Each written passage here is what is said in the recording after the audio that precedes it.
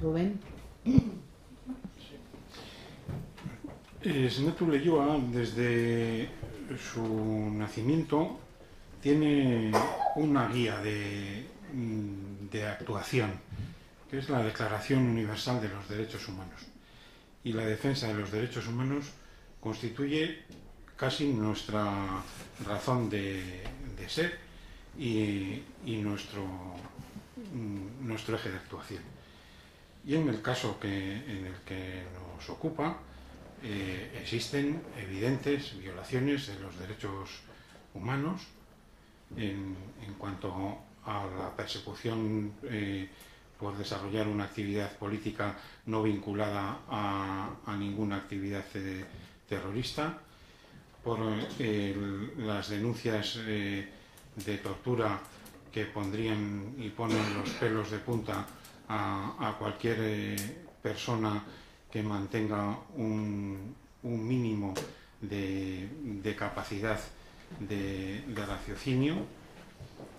Es evidente que a lo largo de muchísimos años la sociedad vasca y la sociedad española ha vivido un proceso de militarización, donde el adversario político era convertido en enemigo, y el enemigo en términos militares es alguien que no tiene derechos, contra el que vale todo. Nosotros además somos antimilitaristas. Tenemos una sociedad civil basada en el respeto a los derechos humanos, a todos los derechos humanos y a los derechos de todas las personas. Por eso no podemos dejar de levantar nuestra voz cuando a alguien se le juzga por una actividad política que nada tiene que ver con actividades armadas o violentas, cuando a alguien se le tortura, cuando se ha determinado y perseguido que todo lo que fuera vasco era ETA, se han cerrado medios de comunicación, se han ilegalizado organizaciones por una consideración de que todo era ETA, y ETA pues hizo las cosas que ha hecho durante muchísimo tiempo, ha violado muchísimos derechos humanos, pero no se puede, cualquier cosa que se haga en contra no está justificada. No se puede violar a los derechos humanos de otras personas para pretender acabar con terrorismos.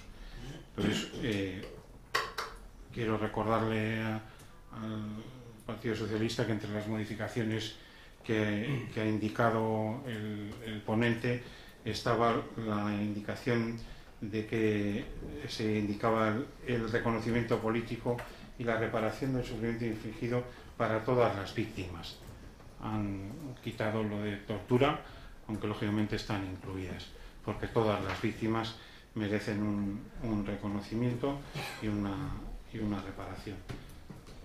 Y desde luego la moción resultante define suficientemente el compromiso con un futuro en el que los derechos humanos sean algo más que